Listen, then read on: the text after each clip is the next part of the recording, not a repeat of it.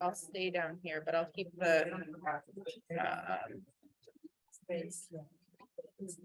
I didn't know.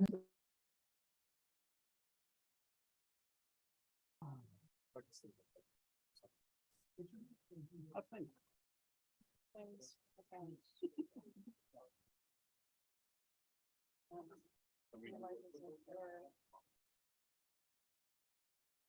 It's like chaos.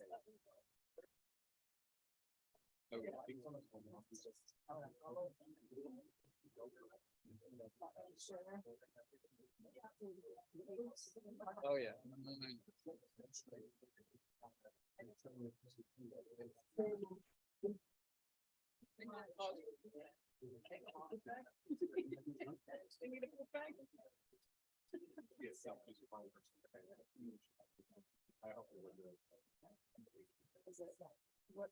But he worked working for a television company. Yeah, same with the company. And later on said that they worked with now they're back.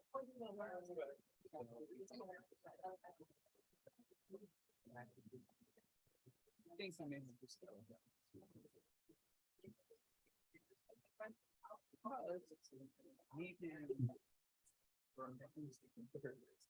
Yeah. see a lot of money. Oh. That's not.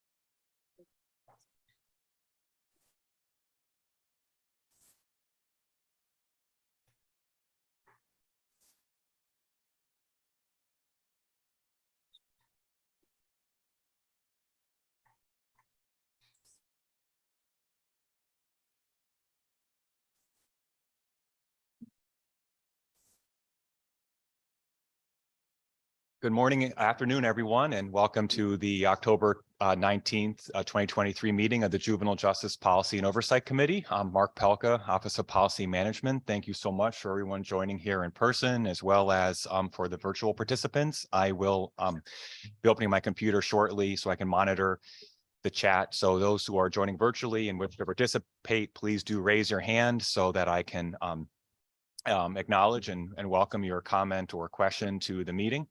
I like to give I'd like to recognize that Representative Walker is not able to attend the meeting today. It never quite feels the same doing JJPOC meetings without the good representative, but we'll be grateful to have her back leading our committee next month. And I believe that we are in very, very good hands with the co-chair role. I believe I'll turn the microphone over to the Honorable Representative Nolan. Good afternoon, everyone.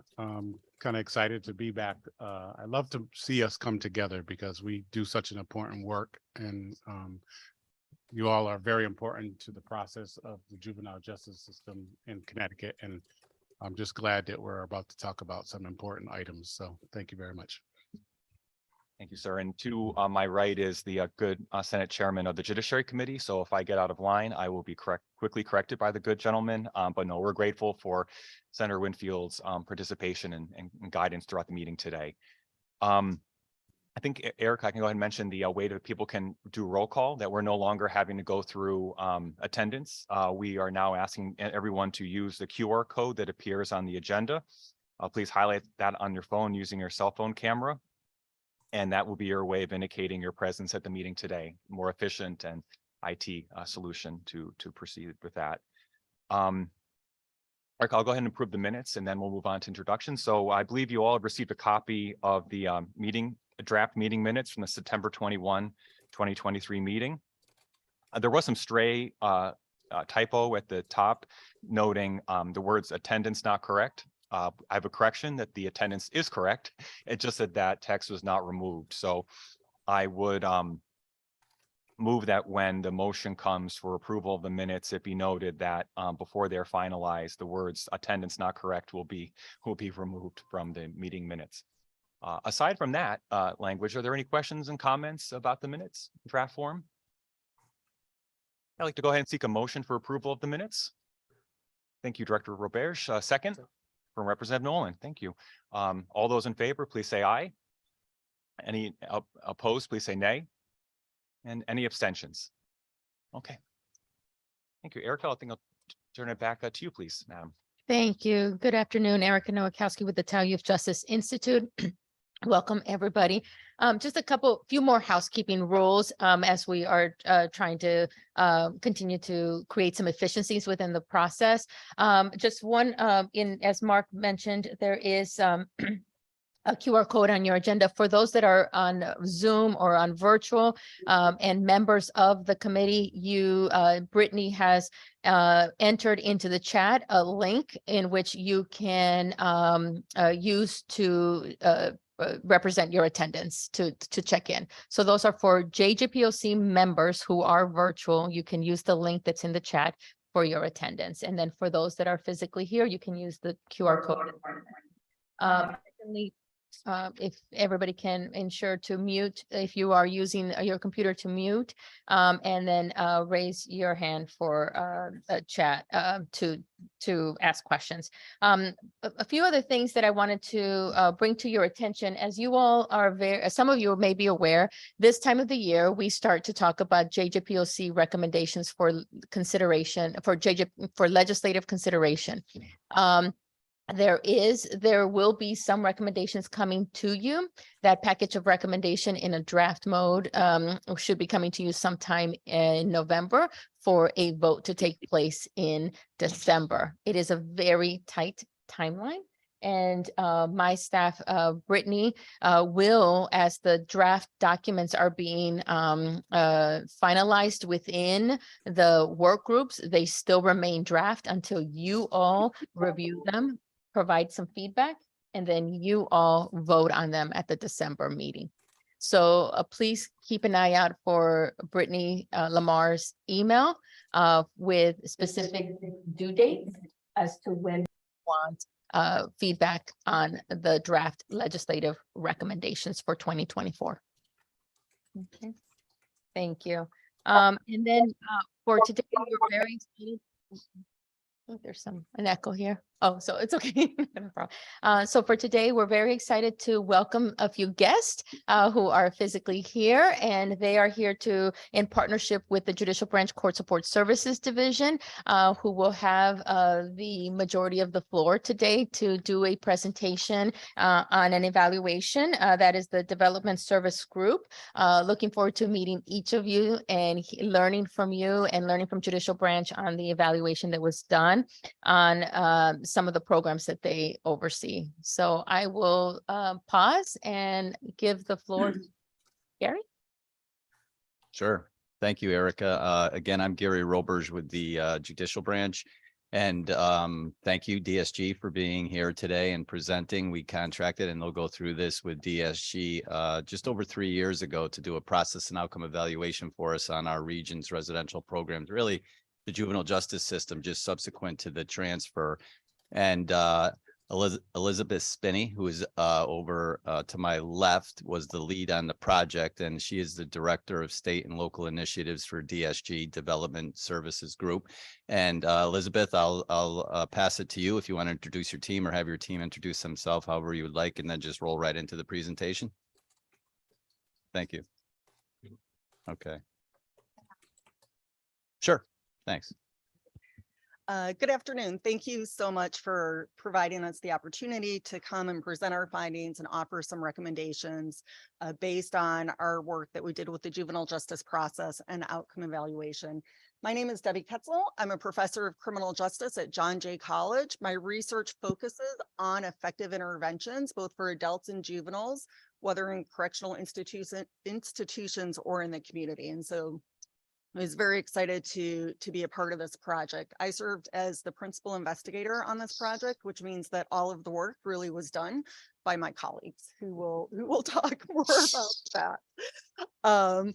You know, as Gary said, we started working on this project about 3 years in response to an RFP. I think it's obvious to say that we've learned a lot about the juvenile justice system here in Connecticut.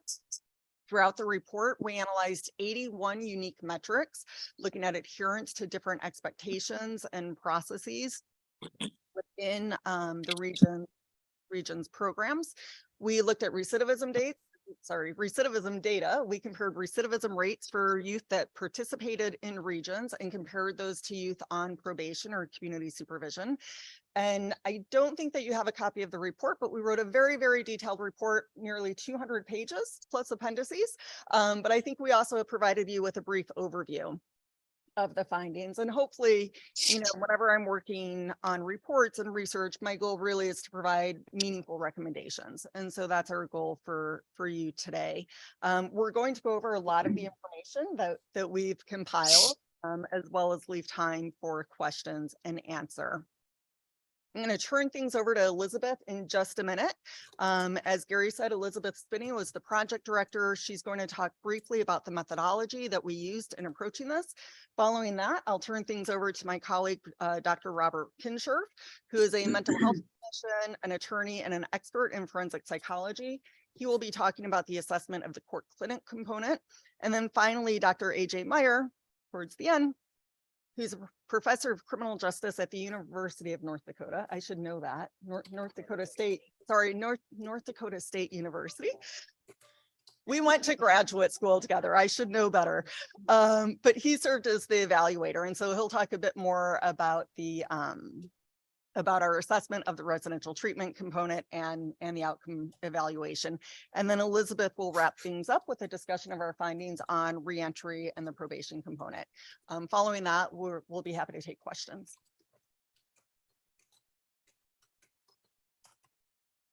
Thank you. Thanks, Debbie. On the next slide, thank you. So today we're going to very briefly go over our methodology. I think people got a handout with that so that you would have the background.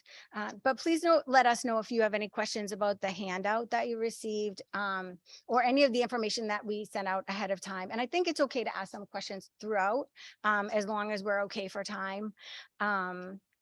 And if it looks like we don't have enough time, if people are asking questions, then we can just wait until the end. So on the next slide, thank you.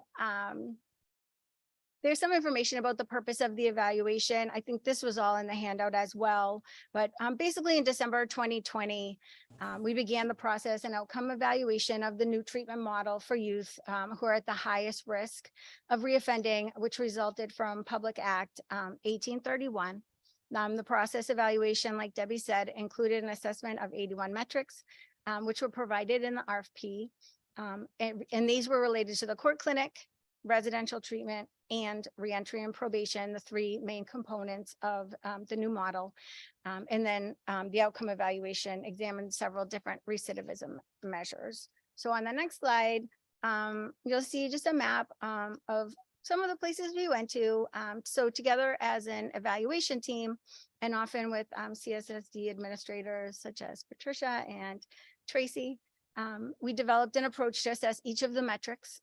We conducted site visits to each of the residential programs, going to some of them more than once, most of them more than once. We visited 4 courthouses, 3 community-based programs, and these visits occurred between summer 2021 and spring 2023.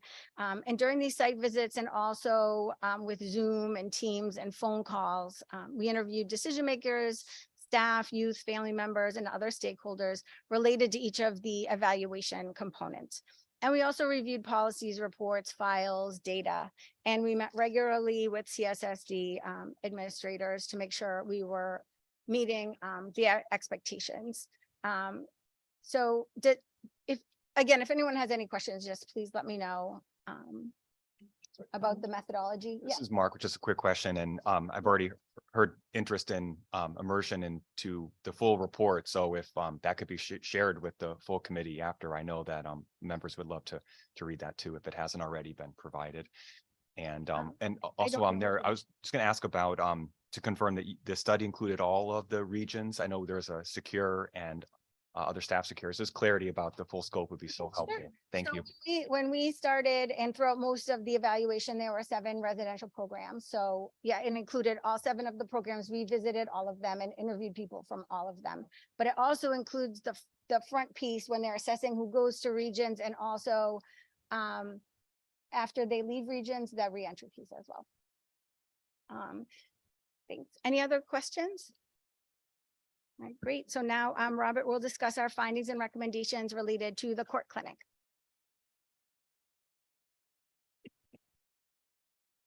Good afternoon. I'm Robert Kinscherf. I'm the Executive Director for the Center for Law, Brain and Behavior at Massachusetts General Hospital, on the faculty at Harvard Medical School, and also professor in the doctoral clinical psychology program at William James College. I've been in and around juvenile justice systems for about 40 years now, and I'd like to actually begin by congratulating the state of Connecticut for its real focus and innovation and desire to emerge with an evidence-based system that supports the well-being of youth, but also supports the community safety. These are not at odds with each other. These are actually hand in glove as goals. And I think you're creating a terrific model here. My task was to review what was just referred to as the front piece. That is the process by which young people are referred for assessment. The assessment is conducted by persons with the term clinical coordinator. That's their role. They are organizationally within the juvenile court clinic capacity developed by the Connecticut judicial system. And we found from the very beginning that the persons interviewed, which included prosecutors, defense attorneys, family members, judiciary, probation officers, just about everybody who touched this system, that there was overwhelming agreement that the clinical coordinators were available to assist court personnel, that what they did actually contributed, they thought, to the reliability of the decisions regarding placement and treatment needs and community safety needs. There was some concern as the system was starting up about defining roles. I think this was more of a startup issue. I think it's pretty well resolved now. For example, both probation and the clinical coordinators have a responsibility to conduct some risk assessment in each case, and to take data on risk assessment tools. But I think that has largely been worked out at this point, and the relationship between probation and the clinical coordinators is an amiable and productive one. The role of the clinical coordinator is to generate a document called a service memo. And this service memo is the analysis of the risks, needs, protective factors, strengths of the child, and so forth, and a recommendation as to their placement and treatment needs. Most interviewees felt that the service memo was a very helpful addition to the juvenile justice process. The timeliness has improved as the clinical coordinators have become more familiar with the process and gotten practice basically at conducting these evaluations. And it clearly, in the view of the people that we interviewed, adds value to the juvenile justice process and the decision-making for the court. The clinical coordinators also, I'm sorry, did somebody have a question? No, just. Oh, sorry. Actually, sir, if you don't mind, while you're pausing, I just wanted to acknowledge some key contributors to the work of this committee that just arrived. We're very lucky that a variety of organizations, Center for Children's Advocacy, AFCAMP, Connecticut Justice Alliance, helped to bring youth voices into the committee via the Community Expertise Work Group, and a number of students who have been very consistent in attending and contributing and enriching the discussions just arrived. So I want to thank you all so much for joining. And just because I don't think I was able to give the introduction prior to your arrival, or upon your arrival is that we are receiving a presentation today that's going to evaluate the various residential programs that are available for young people who are in the juvenile justice system. And the judicial branch commissioned this study when these programs began to ensure that we're collecting and analyzing data and receiving input and perspective from the people who operate the programs and the people who are part of the programs. So we have some very expert pieces of advice and guidance that will be provided to us. And we're about a few slides in, so sorry that we got underway before your arrival, but we do hope that as we proceed and have discussion later on, you'll feel welcome to contribute any questions or comments you may have. And apologies for the presenter. We're trying to manage some different schedules and timelines, but thank you. Absolutely. Thank you.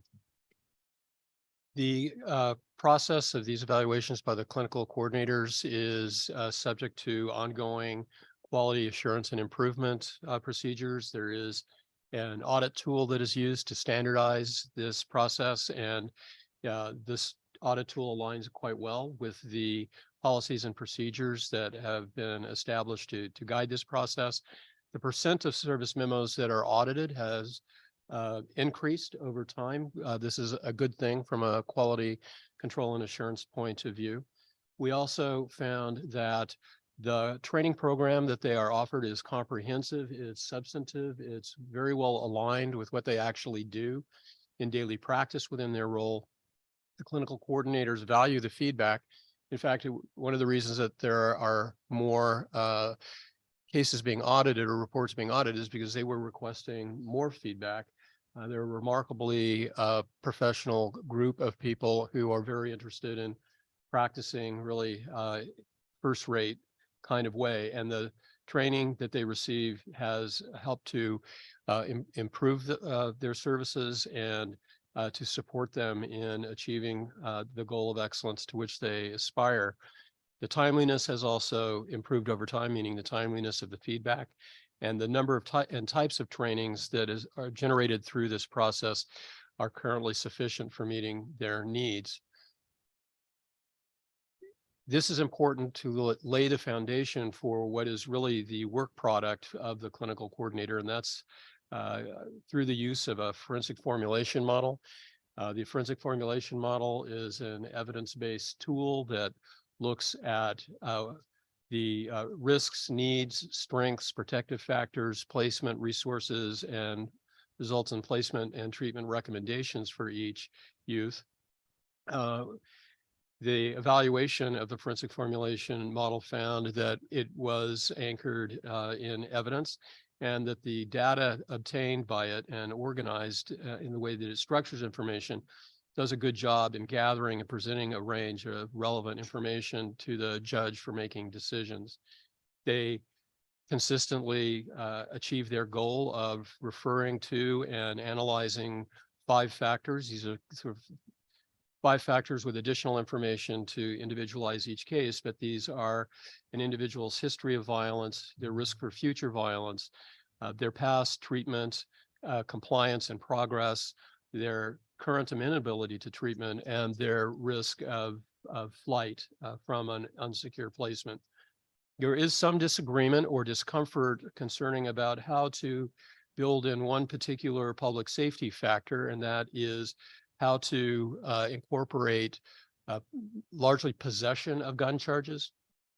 This is partly because the risk tools that have a good, strong evidence base for them never specifically singled out gun possession as a factor to be included, largely because I think the researchers thought that merely possessing a gun was insufficient to move it into the violent crime category, the way it would automatically be included if it was actually used in a robbery, for example, or a carjacking or something. So there's some discomfort, especially given the rise in gun charges, about how to best understand this and include it in this process. There have been significant improvements since the start of new requirements about how service memos incorporate collateral information. Collateral information is often key to best understanding a youth, because this includes people who have worked with the youth, family members, and others who can give a broader picture of how a child is functioning in their family and in their community. And we did find that strengths and protective factors, which are sometimes underrepresented in forensic evaluations, that they consistently identified them and actually achieved progress in more mindfully incorporating a youth's strengths and protective factors in supporting their well-being. The utility of core clinic data, clinical coordinators enter information on several measures into the computer software system, the CMIS. The CMIS fields are often reviewed and adjusted in order to align what data they're collecting with what they're actually seeing in the field. So if we need to add something, we add it. Something seems to be not useful, it can be eliminated. The good news for us, I'm sure you've all heard the phrase garbage in, garbage out. Since the people who are responsible for collecting and entering this data, the clinical coordinators and supervisors, for example, there's a very strong consensus that actually asking them to collect this data is beneficial to their work and to the quality of the work that they give back to the courts. So we're not seeing people failing to enter data or being really kind of reckless in the way in which they enter just to get the thing done. And I think that's a real strength to continuing to develop the system here. We also learned that court clinic managers meet with court services leadership and other stakeholders to present their analysis of the data and to discuss what it means. We're working together to continuously improve the quality of this. The next slide or part of your handout will describe progress from the interim report to the final report. I'm not going to drag you through the fine print. There's just a couple of things that I wanted to point out that were especially important to me. One is that the service memos have improved in their explanations of how to leverage the strengths of children. Many reports are disadvantaged by focusing very heavily on deficit and not so much on what a child or family can bring to the table. They've improved in their ability to do that. And the protective factors in a child's life are now routinely considered. The other thing I just want to draw your attention to is the improving communication between people who have important information about a youth, especially schools, and getting that information in a timely fashion to the clinical coordinators. There's probably still some more work to be done to be able to expedite the transfer of those records in a timely fashion, but certainly progress has been made. So certainly our assessment of the front end of this process is that you've got a robust and valuable system that is viewed both by the people who produce these reports and the judges and others who rely upon these reports as having a very strong process and a very good work product.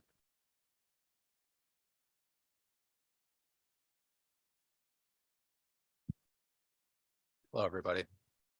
My name is AJ Meyer, and I'm happy to be here. I'm an associate professor in the Department of Criminal Justice at North Dakota State University, and I'm also a research fellow with the University of Cincinnati Corrections Institute. I'm going to be talking to you about our residential treatment findings. This is kind of the largest area of the report, so there's a lot of different items to go through on this, so I might be a little quick just to stay on time here, but please let me know if you have any questions at any point in time. So we're going to take this information. We're going to start with the admissions process. And so the information that Robert just talked to you about, we reviewed that. We see how Regions programs use that and incorporate it into treatment planning and to the intake process. We found high agreement with the policies and procedures set forward by Regions, that they're following kind of their template, their timeline for implementing these.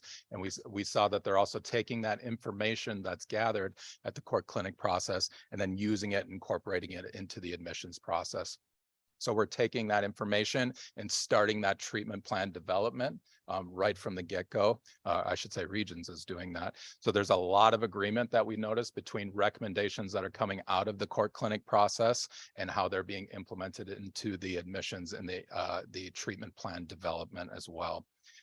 We also found that these meetings that Regions staff and stakeholders are involved in, they find that valuable to get that information, to incorporate it, to hear a lot of voices advocating for what to do with youth as they enter the Regions program to make sure that they're receiving the quality of services that they should be receiving. And so we found a lot of strong agreement between the front half of that and what we're doing at the intake process. Once in the Regions program, engagement is critical. And so staff begin to work on motivation right away, get to work in incorporating them into their behavior management system that has tiered levels to get them to, work towards obtaining different types of things they can do within the program themselves and kind of have a goal set to gain throughout the Regions program, which is nice. We also found that the team meetings are of value. Again, that information comes in, they're processing it, they're starting a treatment plan that continuously gets updated, and they're starting to look at discharge right away from the beginning, using that information wisely. Lots of people are involved in those meetings. We found that parents are continuously there for the most part, as well as probation officers, attorneys, so a lot of outside roles for people and that the youth are tied with. We also found, though, that parents are not often engaged in treatment groups or necessarily make a lot of visits. This is something that we see a lot, especially with secured facilities. It's kind of hard to do, which is nice then that those parents are incorporated into those ITP meetings as well. So they're on the phone, there might be over, Teams or Zoom, working on those, even if they can't make it out for other visits along the way. In digging into what staff are looking for with the youth and how they're taking a lot of these instruments that they use, and a lot of the instruments they're using are very critical. We know from 50 years of research now that we really need to have a strong foundation and knowledge about the risk that someone poses. So we need an objective risk tool that's incorporated, and Regions has the Predict and the Savory that do that for them. We want those because we need to involve our highest risk youth in these intensive programs. We have much more reductions in recidivism when we target individuals who are at the higher risk. And then we can use that information because risk is constructed based on criminogenic needs, or the things that are related to probability for future offending. And that's what we use to target those. And Regions is using a number of instruments to do that, looking at mental health predictors like anxiety, depression, suicide ideation, trauma, also the risk tools I mentioned before, as well as substance abuse information. Substance abuse, though, is not a focal point of Regions at the times that we were evaluating. That's changed a little bit, as I'll talk about in a couple slides. But mostly when we did a lot of our structured interviews with staff, we found that, there's varying degrees of substance use within the juveniles in these in Regions programs, but it didn't seem to be the thing driving their criminality. And so that's why it wasn't targeted as not a main target for interventions within the Regions program. The main type of intervention used was dialectical behavior therapy, or DBT. Through the life of this program, it's been actually as a researcher and someone who goes into these programs and looks at treatment programs in in criminal justice settings. It's been nice to see the evolution of DBT within this. When we first started this, we were impacted by COVID. And so that really delayed some of the trainings, which delayed kind of staff's comfort with delivering these types of interventions. The next year when we came back, that had really dissipated at high levels. There was much more training opportunities. Staff felt much more comfortable. Youth were much more engaged in the program. It was fun talking with the youth. They could tell me the skills they were learning in the program. So DBT really is this primary treatment goal of Regions, and it's used to deliver a lot of those targets on criminogenic needs.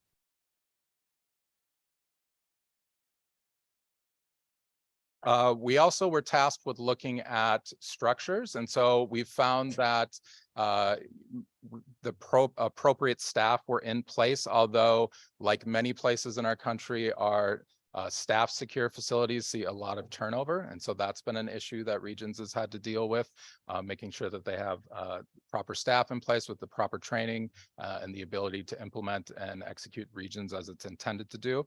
Besides DBT and some of the other clinical programming that exists, Regions has made a lot of efforts to have youth engaged in other activities to make sure that they're stimulated, they're busy, that their interests are being heard. And that's excellent. And we found a lot of good things happening there. Same thing with vocational opportunities. Lots of programs, especially the staff secure programs, have some wide ranging vocational opportunities and trainings available to youth, which is excellent.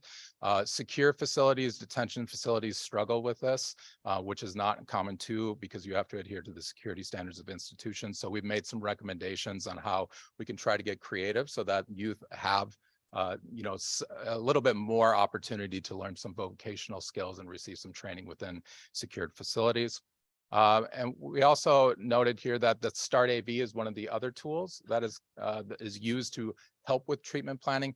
That's evolved a lot over the course of this project, and it's incorporating a lot of the information, not only that comes from the court clinic, but is also just information that you gather while you're working with these juveniles over months at a time too. Next slide, please. One of the strengths of Regions is the multidisciplinary team meetings, where you have a lot of different stakeholders who are involved and can advocate for juveniles in a lot of different areas. And this has been a strength of the program.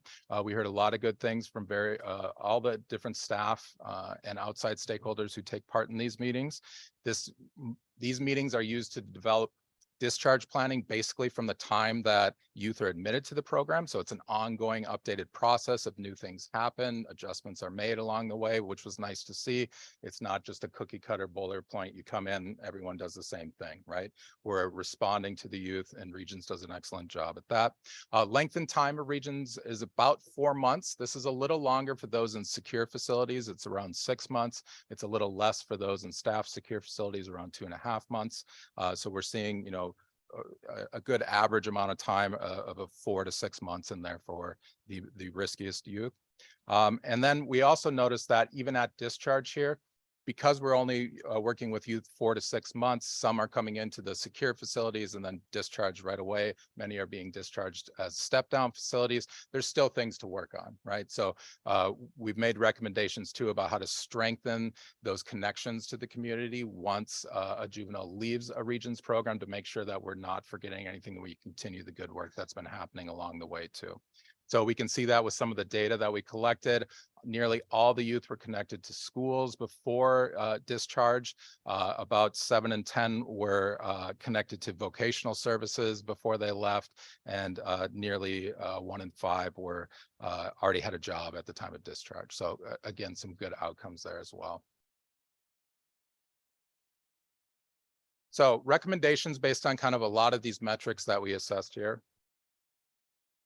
Regions does a very good job of incorporating the risk need responsivity model into their program. Again, we want to target those who we assess at the highest risk so that we can target those criminogenic needs, the things related to future criminality, and reduce those. That's going to prevent recidivism. And so we've made some recommendations on how to ensure that we're still using results from the PREDICT and the SAVORY to drive our treatment planning, to drive our discharge planning, and make sure we're hitting those targets for treatment interventions.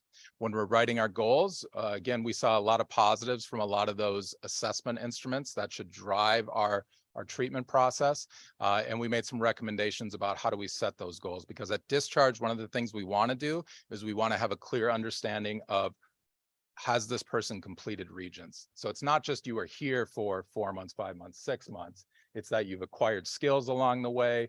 We can see behavioral change. And so coming up with more objective measures to do that, and doing so in a way that allows us for continually updating those. So having timelines sent to those, and also just noting progress or areas of continued improvement is important. A lot of recommendations that we make regarding treatment center around just kind of solidifying that DBT model as what we're doing to deliver our interventions, highlighting the skills. DBT focuses a lot on emotional regulation, but one of the things we see that is very valuable in achieving long-term behavioral change is skill practice, right? In criminal justice, we're really good at telling people what not to do. We're not very good at telling people what they should do. And so we need to teach skills that are going to help you deal with risky situations. We need to teach skills that when I'm in a space I know is going to get me in trouble, I have something I can turn to get out of that, right?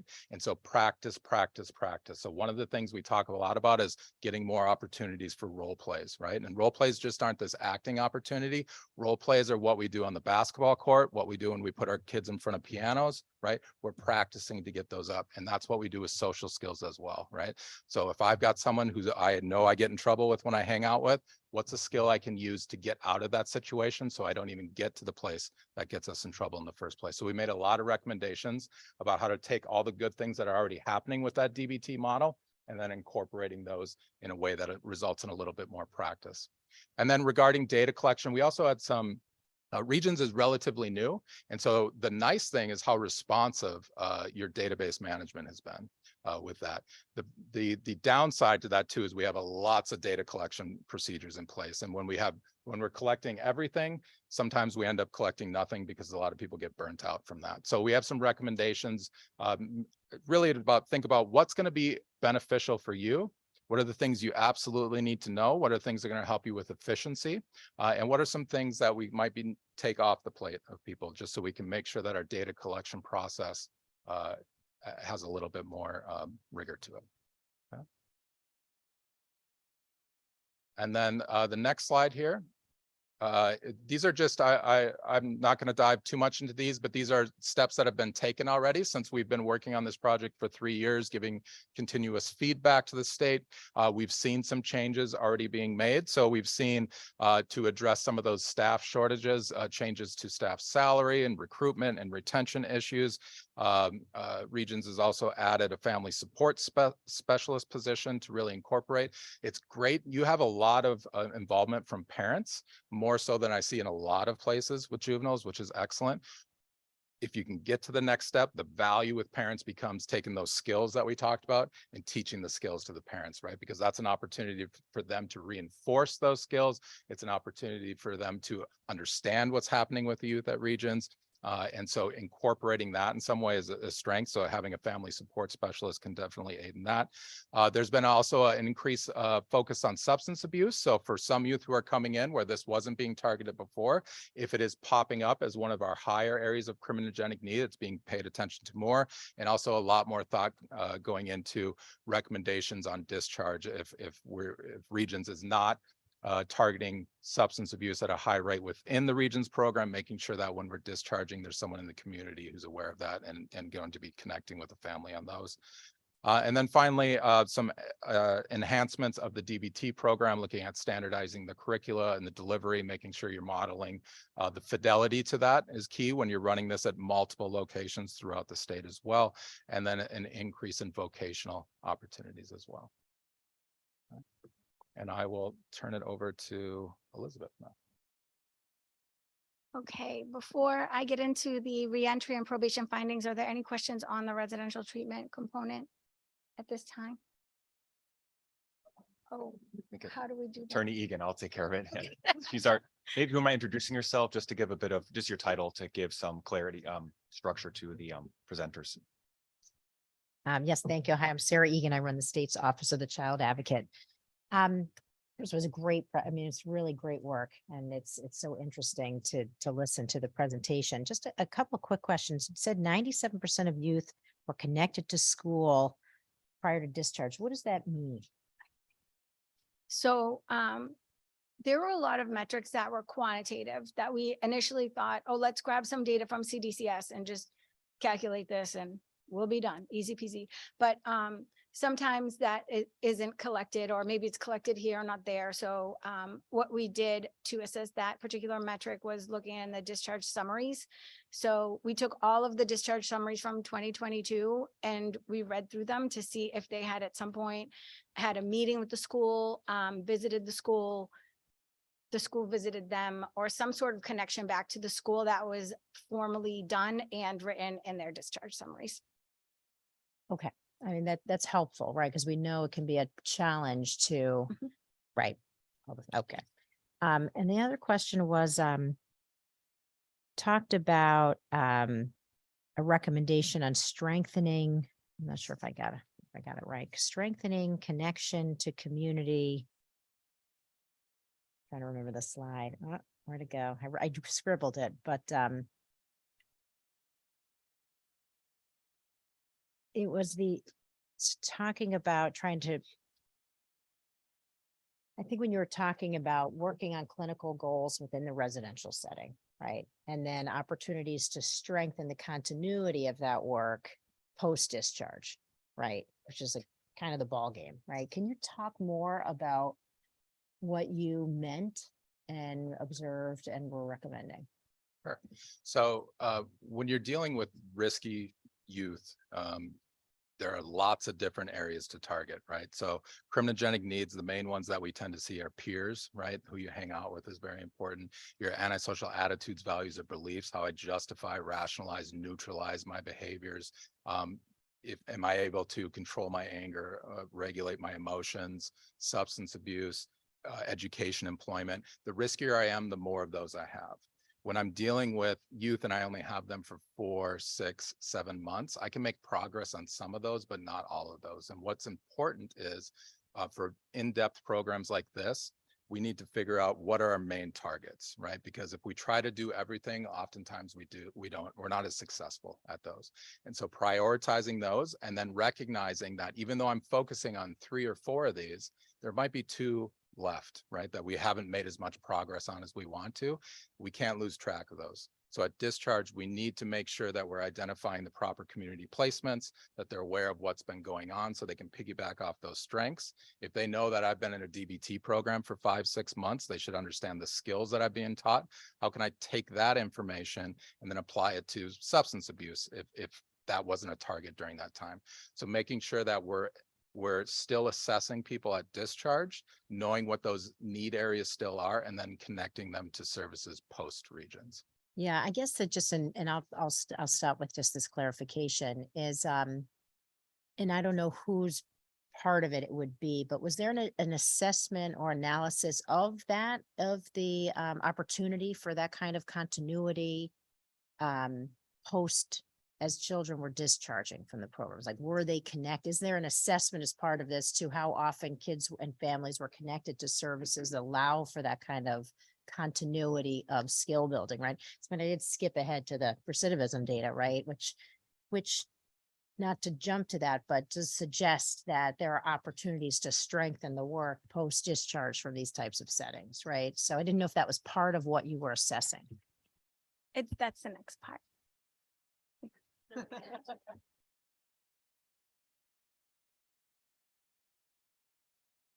We have a rep, sorry, we were just, to get a sense of the queue, Rep Nolan is going to speak next, I think. From the community expertise work group, we'll go after Rep Nolan. And anyone else in the line? State's Attorney Walcott? Okay, to you, sir. I was looking at, I'm sorry, I don't have the page, but it's the progress from interim report to final report, and it starts out with interim report recommendations. The reasons why the recommendations were made are those documented in the report to read, and then to compare them with the progress.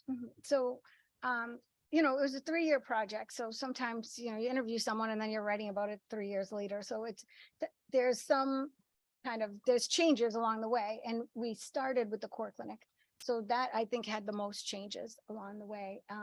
So we, as the person that kind of put together the report, I'm like, oh, they fixed these things already. Now what do we do in the report?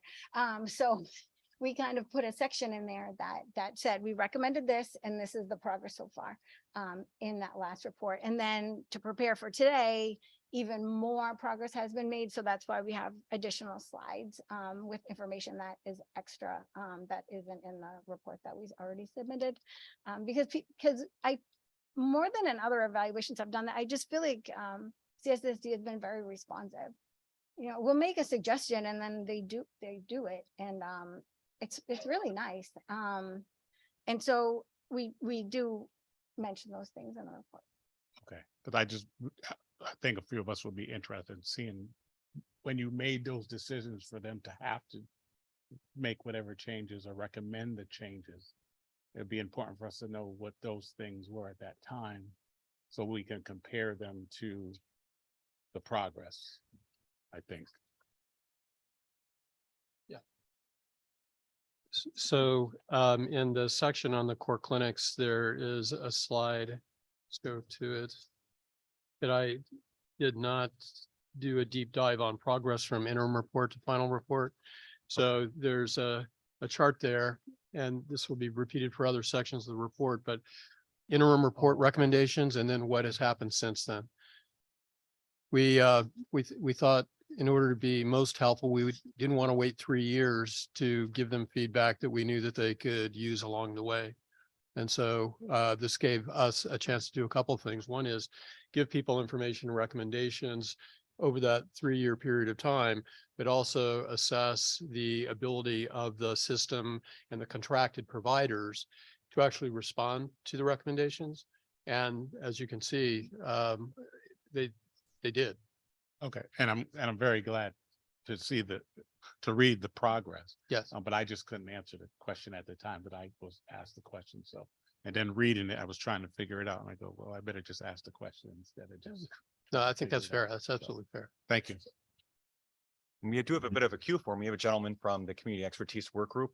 Sir, if you'd like to approach, right in between Ms. Bromley and Mr. Hill, there's a mic, if you wouldn't mind. Thank you.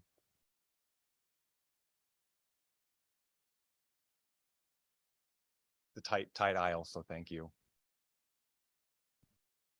Would you mind please pressing that button next to the mic so we can be sure to hear you, sir? And say your name, please, if you don't mind. Sorry, so many requests. Thank you. My name is Josiah Green, and how I was listening to one of the questions, and you said that parents don't show up to the residential centers as much as they should. So how will you improve on that?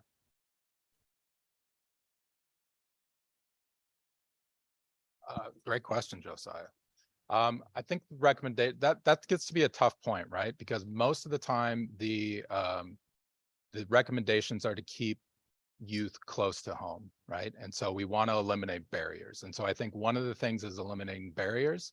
The other thing is there's a lot more technology. And so parents are oftentimes communicating with their kids in the program via phone or in another method too.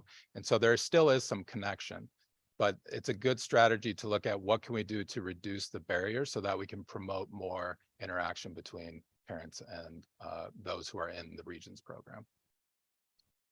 Thank you. May I ask a question? Do you have any suggestions, Josiah? I think if it was more accessible for the parents who if they're able to reach there and they had more time available to go there and at least aid their child in a way, I think they'd go more. Thank you, Mr. Green. I think Commissioner Durantis next, followed by Representative Porter. I want to listen to Josiah more. My question had to do with the recommendation related to fidelity to DBT. Well, I can appreciate that immensely with all the data that you have reviewed. Much of it is disaggregated by race, I'm sure. So when we think about role modeling and talking about clinical interventions with kids, I wonder if you had or saw any attention to racial trauma, community engagement, and really connecting with kids based on who they are, what their identity is, and their community focus, because I worry that oftentimes in a sterile environment, it's not giving the kids the tools they need to be able to kind of help their communities thrive. Absolutely. I completely agree with that. So what we've noticed is at the beginning when we came in, when there was COVID, we were still seeing kind of the repercussions of that. When I would talk to the youth and I would say, tell me about DBT, right? And I'd sit in on the groups and I'd observe DBT. There was a lot more focus on, just kind of compliance related. So I'm going to teach you this so that you understand how to, to operate within the Regions program. As staff got more comfortable and more training was offered with DBT, that flipped a lot more. And so there was a much more emphasis on how is this behavior not going to get you in trouble here, but how's it going to get you in trouble when you leave here, right? And so a lot of times what I spend, and other staff are doing this too, is, okay, you can tell me what for example, there's a skill in DBT called the stop skill, right? You can tell me about the stop skill, but now tell me how you're going to use the stop skill when you leave here. Right? And that's where DBT needs to go. And we see that, and I see that all over the place. A lot of times it turns into, I have to do a role play because this is what we're supposed to be doing. But really the benefit is, how can this help me when I leave?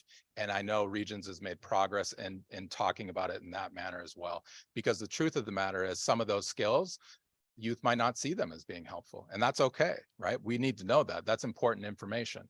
that turns the question then to, okay, if that's not going to help you in this situation, what is? One of the skills that we move towards is called problem solving. And it's basically the ability to think on your feet, right? After you get used to doing a lot of these social skills, I can't give you a solution to every problem you're going to encounter. But what we can do is we can learn how to process this and step back and make healthier choices that are going to reflect more long-term behavioral change. So I agree that we don't want to just go in and just say, here's a skill, learn it, and that's going to fix everything for you. The next step is, after I teach you the skill, can you do this outside? Does it have value to you? And let's practice it in that context. Are you good, Commissioner? The next two are Rep Porter and Senator Winfield, but we do have quite a lot of content left. So unless people have really urgent questions they feel they must ask right now, I might ask for you to hold until we get to the end of the presentation, just so we can hear the full picture. But if there are any urgent or pressing questions, I don't want to exclude anyone. Okay, so I want to go to Rep Porter, who's joining virtually. Thank you, Mark, and thank you to the presenters. This has been really awesome. A lot of good information. Very excited about what's being presented. And I want to piggyback because Commissioner Durantes was absolutely on the same track I was around cultural relevance, right? And I think my concern and what your response just was I want to make sure we're teaching them things that are culturally relevant to the community that they're returning to, so that they can be successful with using those tools. And it excited me because I always talk about, we hand people tools, but we never show them how to use the tools, right? Hand me a hammer. I've never seen a nail before. What do I do with that? So I want to know a little bit more about that. And we don't have to go into it now because we are pressed for time, but I did want to get that out there just to kind of keep pushing on that issue around the cultural relevance with the kids, the environments that they're coming from, the urban trauma that they're experiencing, and the fact that a lot of that contributes to their recidivism, their high recidivism rates. The last thing I wanted to ask was, with the DBT, do you actually have a model that we can look at where this is being used, and some data that shows outcomes and that kind of thing? So regarding the model, Regis is in the process of formalizing that. They're working with another individual, another doctor who does a lot of the training and has a lot of knowledge on the DBT model. And so they're looking to standardize that. And that process then what can lead to what is our lesson plan for this day, right? What are we focusing in on so that we're clear on what the behavioral target is? What's the response then? And then part of that building process, you can really tie in the cultural relevance of these skills for you, right? And it can be just another part. We're going to teach this skill because we're working on this today. And then the last part of the lesson is, now, how is this going to work for you? Think about when you got into trouble last. Think about when you're going to go home and who you're going to be around and what you're going to do. Can you do this here? And then what does that look like? And then you're continuously updating that and working and practicing and practicing. The thing about role plays and those skills is they need to start off very simple and very easy. It needs to be an easy situation in which I can show you that I know the skill. We don't want to start off with just bombarding them with, hey, let's go do this, and you told me no, but you're going to do it. We want them to get practice, and we make it easy. Just my analogy before, you don't take kids to the basketball court and tell them to make it from half court or they don't get dinner, right? You stick them next to the hoop, you lower the hoop, you give them a smaller ball, and you make it easy. Then you make it more difficult afterwards, right? And so then we can ratchet up the next lesson plans to make it more difficult and more reflective of their environments, as you say, because there is a lot of value to that. So also, I'm sorry, go ahead. just in response to your other question, I thought you were asking something about, were there models you could look to? And yes, there are other juvenile justice systems that are turning to DBT. The one that I know best is the system that I'm most familiar with, which is the Department of Youth Services in Massachusetts, which has been doing DBT-based model for about 15 years now.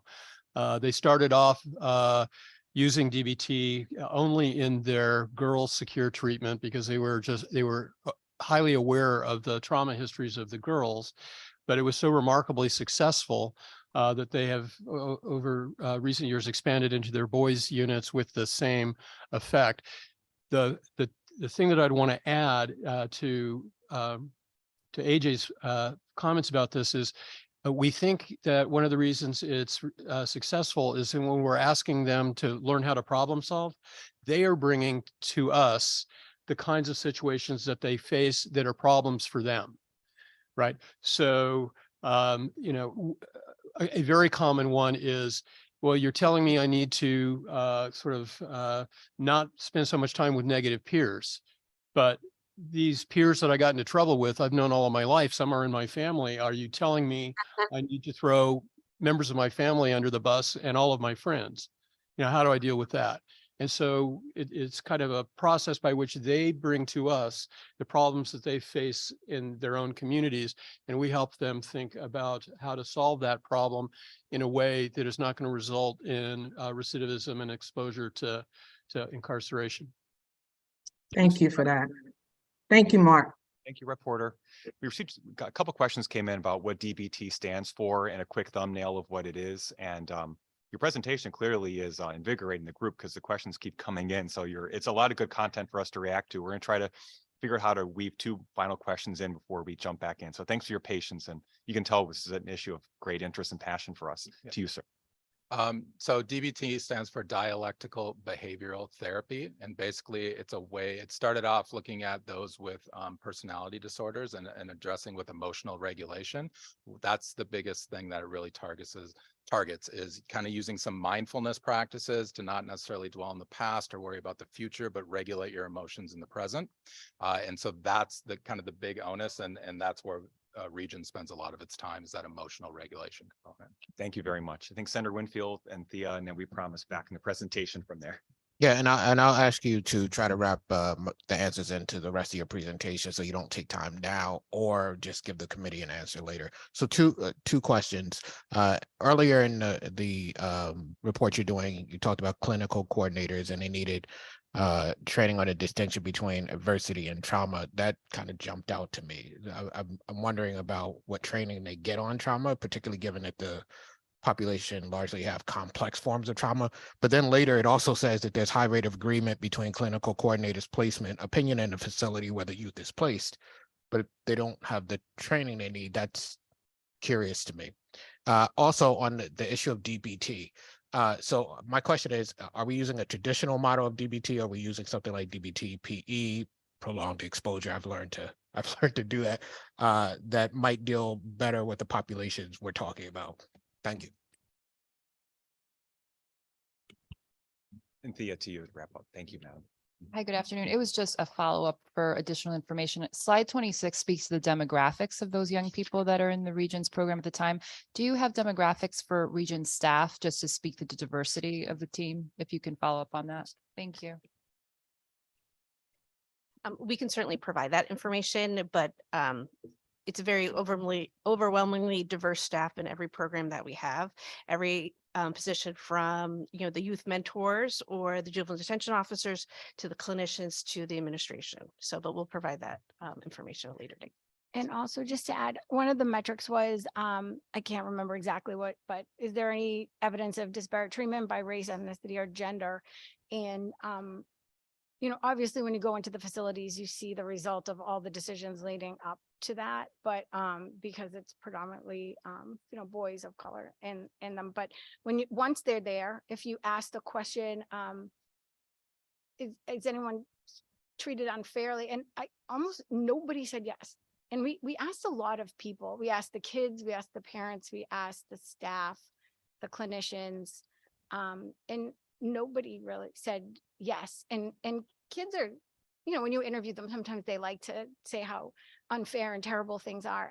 And they didn't say that either. So we did look into that a little bit, and there are a few metrics specifically on how, culture, gender, and race, I think, and ethnicity are addressed in treatment recommendations and also in the service memos. So we go into that a little bit as well.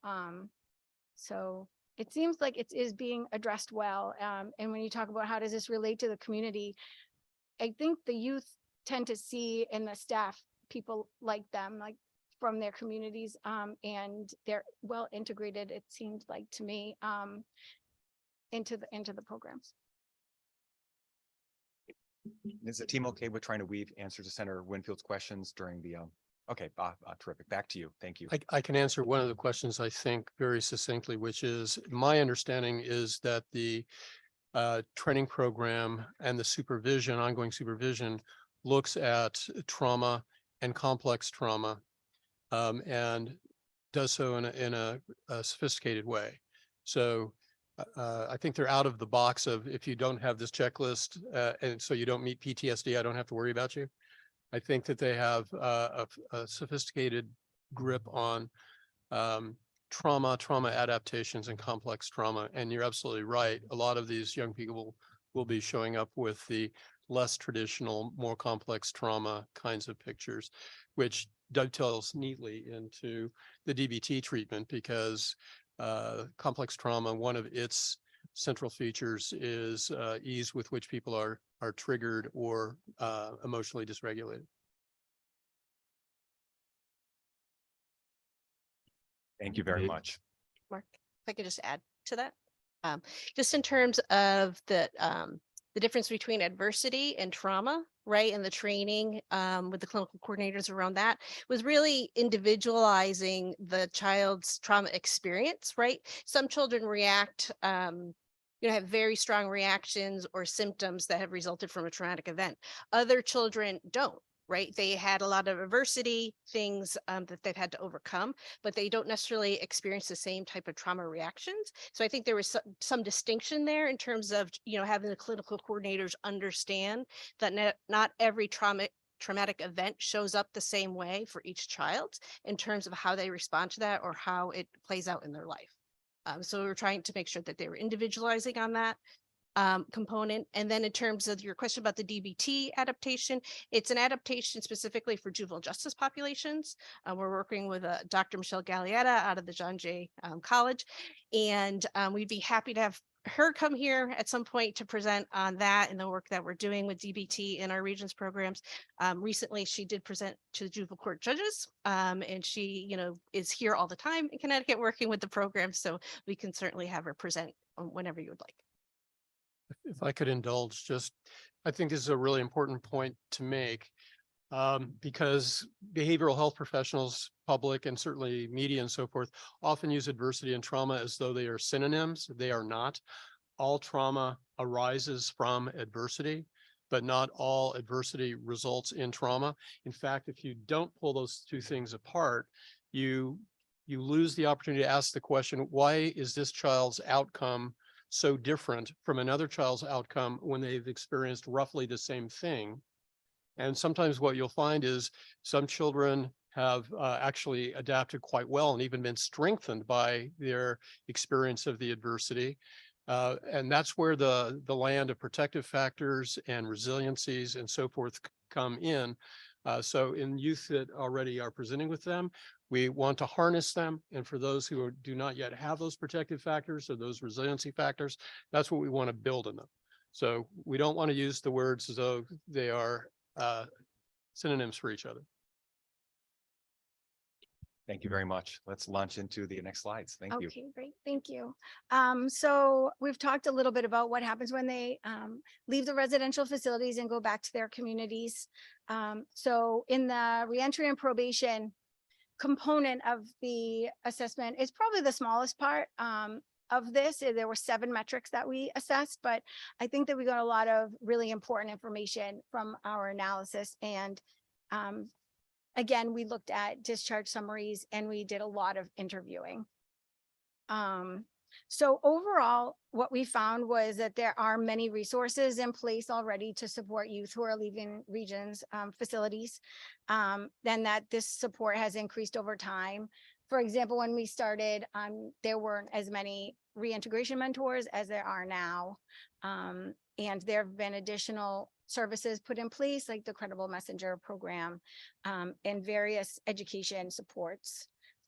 So up here, we just have a slide of how many, what percentage of children are receiving which of these services. And, 100% of them are are connected to medical services at the time that they leave. And most of the youth who are, oh, okay, so there's kind of these two pieces of this reentry. So it's what are the services that you're getting when you're leaving? And then once you are home and you left, now what? So there was a metric called, you know, the number and percentage of youth who stayed connected until the termination of their probation period. So this was a difficult one to assess because we don't have, you know, a database of data that says, oh, they stayed connected all this time. I think that's in process. So in order to gather information about that, it was mostly through interviews with probation officers, parents, reintegration mentors, and others. And so what we found was that youth stay connected with their reintegration mentors pretty well throughout their probation period. We found out that they stay connected to their probation officers as well, that they struggle at school, staying in school, even though the connection is there at the beginning, that is a difficult thing to sustain throughout that whole probation period. And also the jobs that they may have gotten when they left were a little more difficult to continue with as compared to other services. So our recommendations were primarily around communication between all the entities involved in this stage, enhancing support for the older youth, and also improving the data collection process. So those were our three main recommendations. And just to talk a little bit more about the first one, I mean, there's a large number of initiatives and resources aimed at Regions Youth Leaving facilities right now. So we wanted to make sure that we made a recommendation that the coordination needs to have a lot of attention put on it. You know, there's education liaisons, there's pupil specialists, there's the reintegration mentors, there's the probation officers. The youth might also have a DCF worker, maybe someone at the school, maybe, you know, so there's a lot of the youth go to the MST Fit program. So there's a lot going on when they leave. So the focus on making sure it's all coordinated is something that seems to be getting better as time goes on. It's always, you know, a challenge when there are multiple people working with the same youth. But it seems like even if it's perfect, there always needs to be attention on that, because where it's working well, it might not work the same way next year. So it's somewhere that always needs attention, that communication. We found that in some places it's working really well. Sometimes that's because there's one probation officer that is amazing, and there's two reintegration mentors that have worked together for 15 years and they're amazing and it works amazing. And in other places, you know, you have a brand new staff and maybe the probation officers are like, just getting to know the reintegration mentor. So it's kind of like how to take the lessons learned from the places that are doing really well and just making it more systematic and less based on someone's individual personality. Enhancing support for older youth. You know, the job thing, it's not surprising that it's difficult to stay in a job. A lot of the interviewees mentioned the soft skills more than the actual job skills, like waking up, getting to that job on time, speaking in the appropriate way that you would at a job. And that youth might need a little support more support with that. And then improving data collection. You know, we don't have to go into too much detail about that. And so the last slide that I have to present is the progress that was made toward these recommendations that we made. So as we said in the other two components, things are changing as we're finding pieces of information and making recommendations. So first, compared to our first interviews, today there are more reintegration mentors and more services, which I mentioned earlier. A collaboration among service providers and the understanding about everyone's unique roles has increased, because at first it was a little confusing. What is this reintegration mentor doing? I'm the probation officer. What is her role? What's my role? And we found the same thing in the court clinic, and over time it's kind of smoothed out. Also, education about why things are happening. I loved the training school. Why did you take that away? It was so great. Okay, so what is it that you loved about it, and what are the benefits of the program now? And just really bringing all the people that are involved together to discuss what's happening, and having them be part of the process, which seems to be improving every year. Finally, there has been more attention given to the data collection, which is nice. And just as we discussed before, you just have to be strategic about that, because you don't want your staff spending their whole day entering data. Okay, and so I went through that really quickly, sorry. Are there any questions about the reentry process? Wait, okay, we'll wait, because AJ is now going to talk about the outcome evaluation component. Thank you. So we're going to talk about the outcome evaluation. I'll do my best not to geek out too much about data here, but please ask any questions at the end that you see fit. So this is just a little overview and description of the sample that we used to look at the impact on recidivism. And so we were able to take a number of cases from 2018 through 2021, but we wanted to have at least a 2-year follow-up. And so we're going to present you findings on 1-year recidivism rates for 3 different measures and 2-year recidivism rates. So you can see here kind of the distribution of cases. We had about 170, sorry, could you go back 1 slide? Yep. We had about 170 cases in here because we didn't want to double count. So if you were in a secure facility, you went to a staff secure facility, and then maybe you got readmitted again later, I didn't want to double count those cases. And that's a pretty standard program evaluation practice. And so it was just the first time that you came to Regions, you were included in this, in the data to evaluate this, which resulted in roughly 170 Regions youth. You can see here the most common racial category was Black. Hispanic and non-Hispanic were roughly equal for the most part, with more being non-Hispanic. Older youth in the Regions program here, over 50%, 16 and 17-year-olds. 15-year-olds were the next most common category. That's worth highlighting, the age range there, as well as the risk level. You can see here Regions did an excellent job. Again, we want to adhere to that risk principle of admitting the highest risk youth. And you can see tier 4 and tier 5 make up the majority of cases that were admitted to Regions for this outcome evaluation. Next slide, please. Thank you. So this is our baseline look at recidivism. These data were provided to us. And so we looked at new arrests, right? And then we tried to kind of ratchet up the rigor of the recidivism measure. And so we have new arrests, we have a new detention stay. So you could be arrested but not detained in a detention center, and then you might not have a new adjudication. And so it kind of goes up in level, and you can kind of see that stair step effect there. So for 1 year, recidivism measures for Regions youth was at 77%. And then that increased to 88% after 2 years. High numbers, but all are very similar to what we see with national data, especially when you account for the risk level of these participants. This isn't just a blank sample that we're taking from anywhere. This is, we've already picked the riskiest people coming in. So we would expect to see, especially with an arrest measure, numbers that high. And then we have new detention stays. After 1 year, we had about 50%. We had 50%, and that only increased to 52% after 2 years.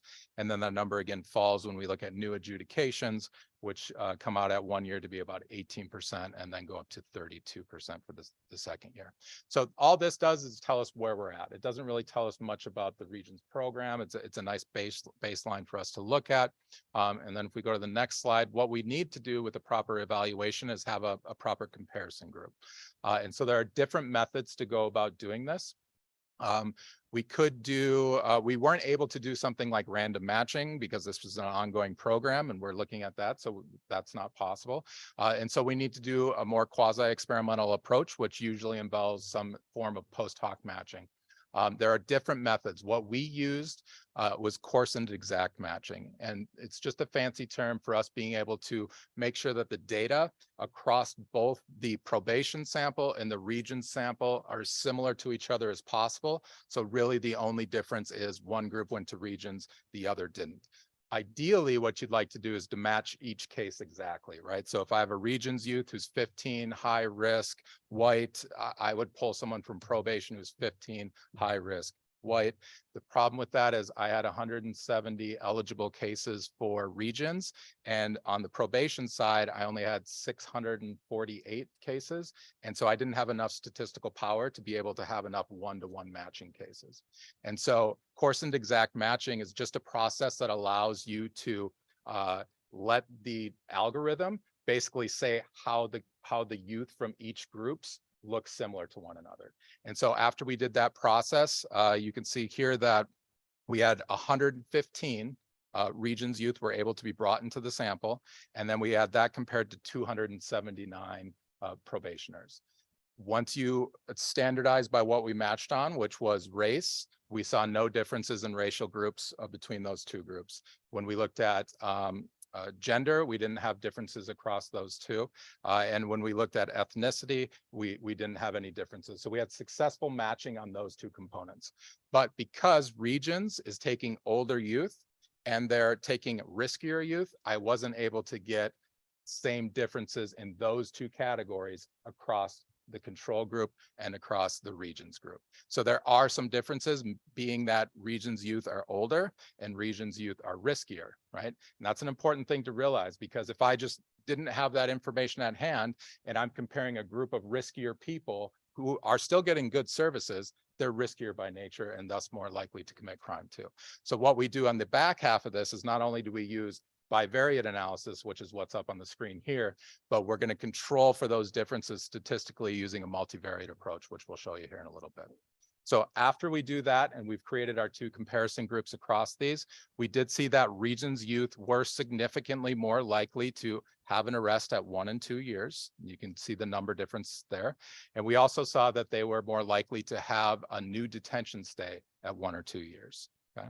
When we get to our more rigorous measure, that new adjudication, though, that difference falls away, which is a very interesting finding. So in other words, after 1 year and 2 years, those who attended regions were no different in their probability of having a new adjudication compared to those who were on probation as well.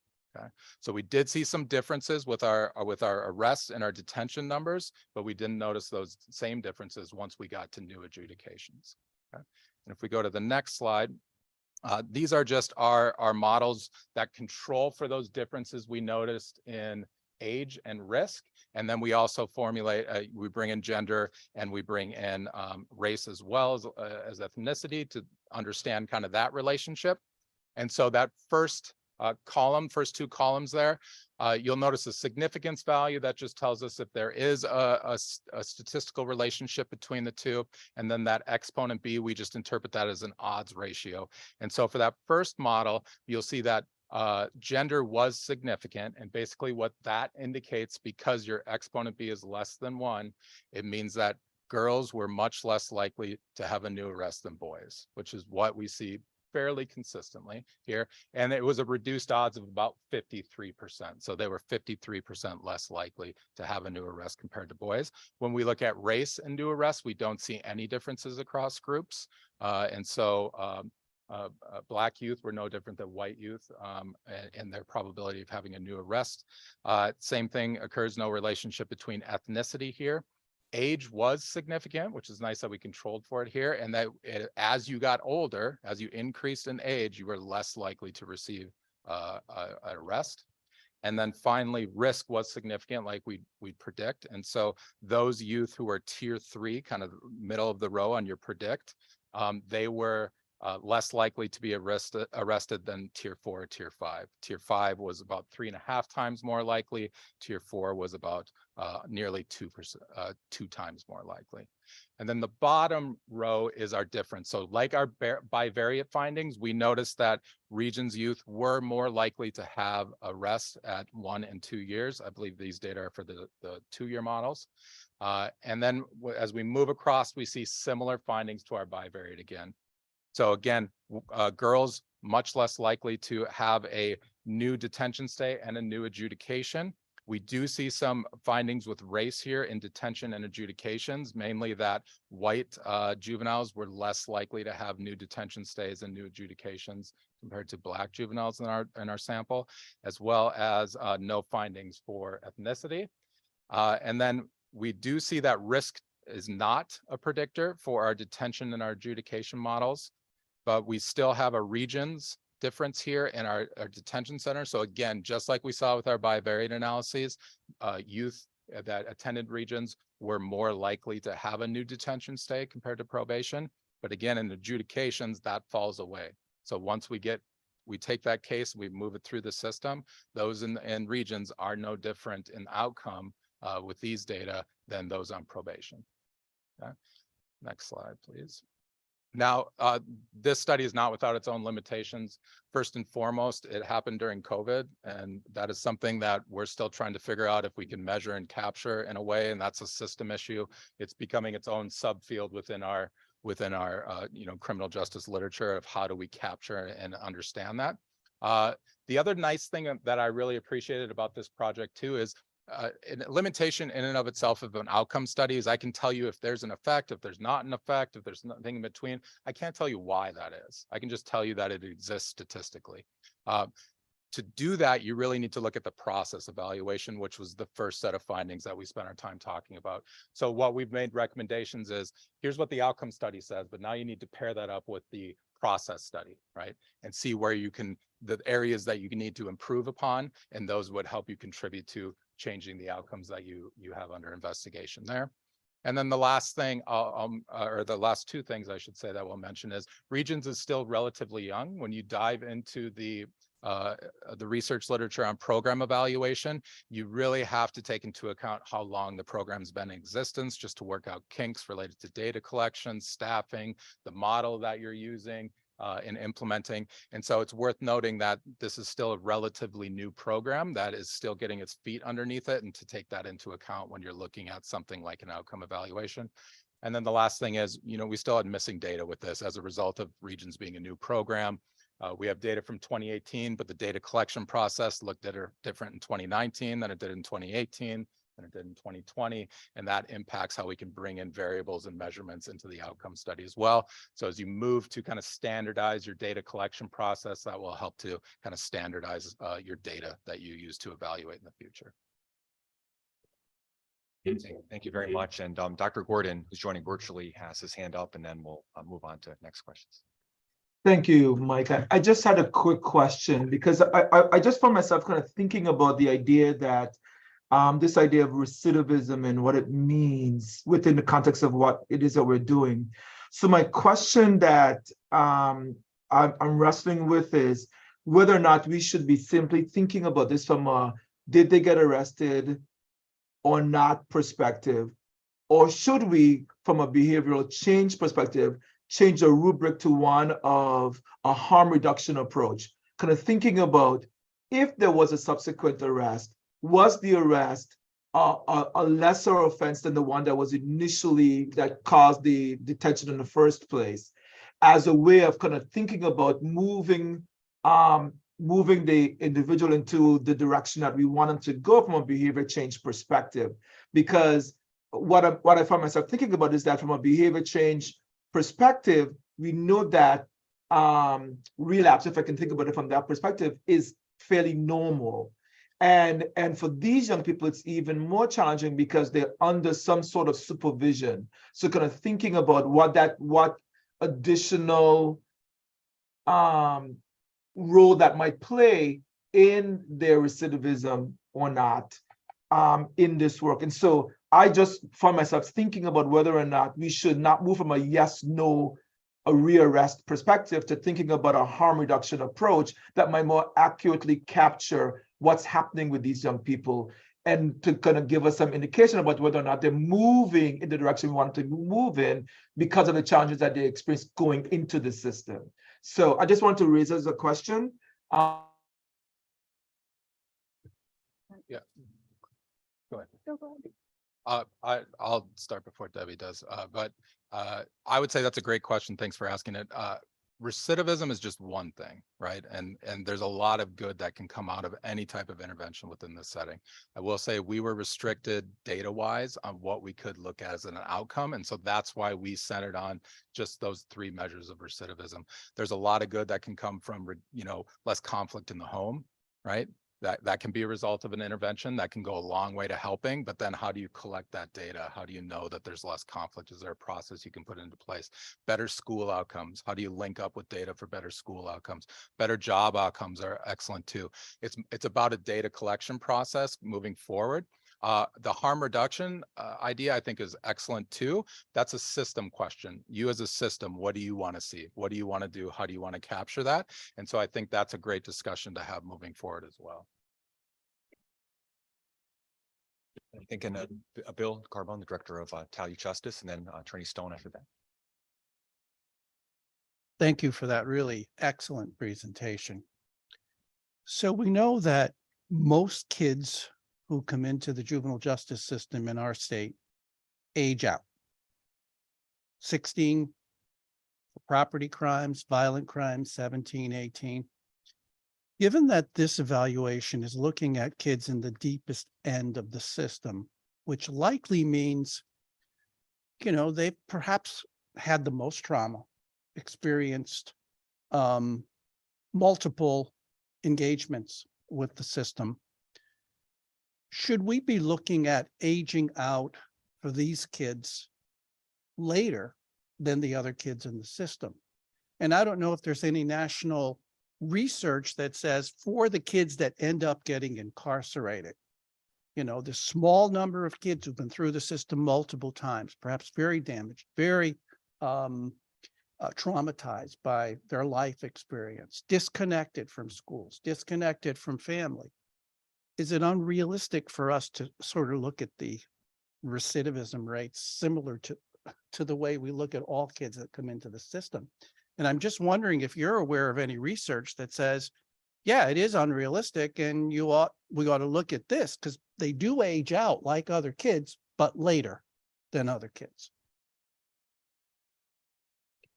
Yeah, thank you. Excellent question. Yes and no. I think there is a great deal of research that we're all familiar with that would say kids that get into trouble earlier and that get deeper into the system have a more difficult time getting out of the system, right? And part of that's because of the stigma, all of the collateral consequences that go along with being in a secure facility, for example. So I think you're right that we should maybe think a little bit differently about how we're following these youth.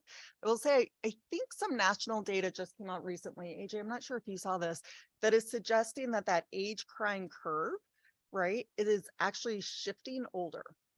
So that nationally, the trend is that we're seeing kids, that onset of criminal behavior starting to be delayed a bit, which then means that exit out is equally delayed.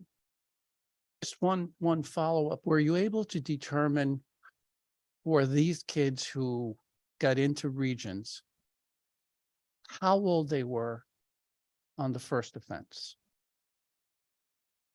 And whether there was any pattern of them beginning their involvement with the system at a much younger age than other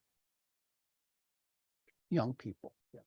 Great question that we didn't have the data to be able to answer that. And so we didn't look at that for this study. To ask that question, because if we had to try to identify these people who were the most likely to end up in the deepest end of the system, what would it have looked like at, if they were coming into the system at 9, 10, and it would give us, I think, a pretty good idea of what we might have to do differently at an earlier phase to prevent that from happening later. I think that's a great question. I think if we had the ability to do it, I would also want to track them upstream, because one of the features of young people who are likely to hit the system earlier and penetrate it deeper is that they're overwhelmingly disproportionately found first in child protection systems, then in special ed systems and status offender systems and so forth. So at least in Massachusetts, for example, on any given day, about 0.5 of 1% of young people are in the custody of our Department of Children and Families. But those that are committed to the Department of Youth Services, ultimately, it's over 50, it's about 70% for girls, about 60% for boys that have already been in the custody of the state from the very beginning. So that comes packed with a lot of things like disturbances of attachment, neglect, and other kinds of features in their history. But I think your instinct is a good one. And I think Deb pointing to the later onset, but the further extension reminds us that we may want to be thinking about this as, who's upstream, because it's not like many of these children are surprises to us. It's almost like you could have, seen them at 7 and yelled incoming. So is there an effort, will there be an effort to follow these kids later, say for 5 years or 6 years, to see whether or not the, desistance occurs later than for most kids, but it does in fact occur? I don't know what the plans are for the court services folks. They can answer what their thoughts are on that. But I think it's intriguing that we have a higher rate of recidivism as measured by arrest and then by detention, but then it flattens out when we get to disposition, because that suggests at the very least that at the end of the day, either what they did by way of a new offense was so low level, it was ultimately diverted out rather than fully all the way through to an adjudication. It's certainly not as though they're coming in with more and more adjudications for more and more violent crimes, right? So there's something in this secret sauce that is happening that may be along the other gentleman's reference to harm reduction strategies. The kid came in as an armed carjacker, and 2 years later, he bounces back in on a shoplift. I'm sure that's not a good day for the store owner, but it's sure a good day for the broader community that we're not back in on another armed carjack. I appreciate that. And that's why the multiple measures of recidivism are so important, because it allows us to continue to follow the young person through the system and look at the different points of intersection that are available and how we're utilizing the risk assessment information and other factors to connect that individual with meaningful treatment and then supervision to intervene. And something we were discussing here concerned not only the timing of the recidivism study occurring as regions was maturing, it also occurred during the global pandemic, some of the toughest years when social services were most disrupted and youth were touching multiple systems and depending on community supports in many ways. We've already postponed the presentation that was meant to follow yours to the next meeting because this discussion truly warranted it. And I appreciate CSSD for agreeing on that accommodation. So we'll be covering the second presentation at the November meeting because news was so important. I wanted to acknowledge we are over the time that we allocated. So I'm going to turn to Attorney Stone for sure and just ask, invite the group if you have questions that you want to submit to the researchers, please. I know Erica and Brittany from Tal Youth Justice would be more than happy to take your question and convey it and get you back the information that you need. I'll look around after Attorney Stone's question, and if there's an urgent pressing question that must be asked, I'll try to call on you, but if not, let's please use other methods of getting the information, knowing that we are over time. Martha T. Thanks, Mark. I'll try to be brief. I have 2 quick questions. The first is as to the education discharge issues that you mentioned and the coordination issues, are there any jurisdictions around the country that you think we should be looking at that do that well? That's the first question. The second question is on the recidivism group that we always seem to look at the characteristics of the failure, the kids that have got rearrests. And I'm wondering if you looked at the other group, the flip side, right? The 12% that didn't have a rearrest within the 2 years and what their characteristics were like, or the 23% that didn't get rearrested within the 1 year. And are there any lessons learned from that?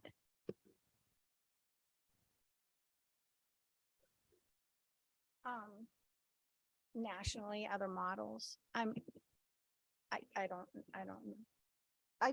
could speculate. I don't know if you've seen any, or Robert. This is sheer speculation, right? Because I haven't been there. I actually have a meeting next week with Franklin County in Ohio, which is Columbus, Ohio. They have drastically overhauled their system in the past couple of years, where in fact all of the probation officers had to re-interview for their job. I know that they've made very concerted efforts to design their system in a way that really helps to support youth. They might be one, but I'm happy to follow up with you. I can check with some other colleagues.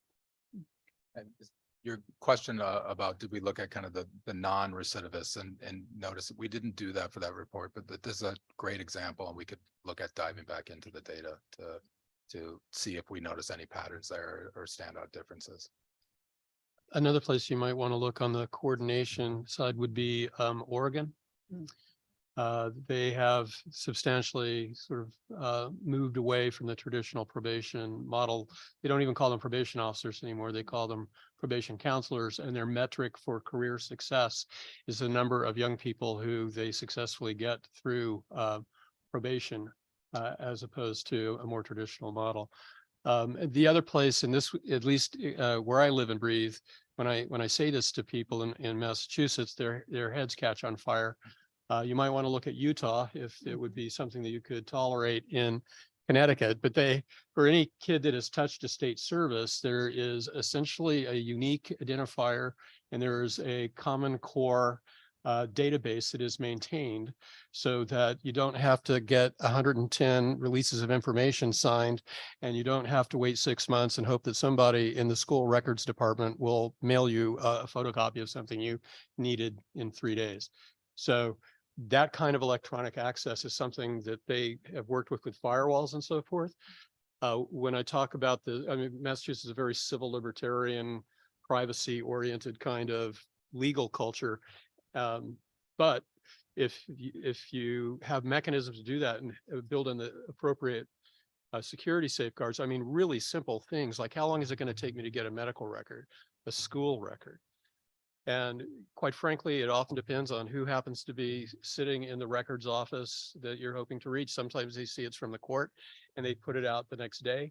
And sometimes it just goes, well, this isn't going to be a pain, so I'm going to pretend that it lives under that box. Martha, you good with your questions? Okay, thank you. Do a quick scan. I hope I'm not breaking any hearts, but I know we are running over, and I think I'm gonna maybe take chairman's discretion and move to adjourn the meeting.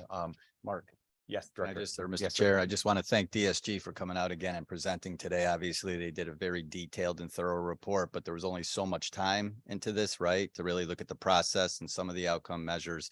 And Regions is still a young program, but Bill, to your point, Martha, your point, we're just scratching the surface on some of this data and looking at the information that we have before us. So we'll certainly continue on with trying to learn from this evaluation and move that forward. So thanks. And I want to thank Kathy Foley-Geib, our Director of Residential Services, who really has worked with her team to design this, and in my opinion, has done an outstanding job. So thank you, Kathy, for that. And like I was saying to Senator Winfield earlier, right? We're just looking every day and every week to make small gains, right? A little progress as we go and then roll that up. And that's what we intend to do in the branch. So thank you, DSG and the team there, for working with you the last 3 years. We appreciate it. And we will get you the final report so that you can get it to the rest of the group. But as they were saying, we kept addressing things that they brought up in the process and they wanted to include that, but we'll cut it at the pass now. We'll make sure to get the final report out to everybody. All right. Thank you. Thank you. Look forward. This is information we had long waiting for, and this presentation is much anticipated, and we appreciate making the trip to Hartford to present to us in person. It made a much more interactive experience than if we'd been remote. And we have a much clearer understanding of this part of our system, a critical end, the deepest end of the JJ system, where we are all deeply concerned about the well-being of our young people to help support successful return to their communities and success in their lives. So thank you very much again. Look forward to further communication. Take care. We'll see everybody at our next meeting. It's November 16th, Thursday, November 16th. Thank you.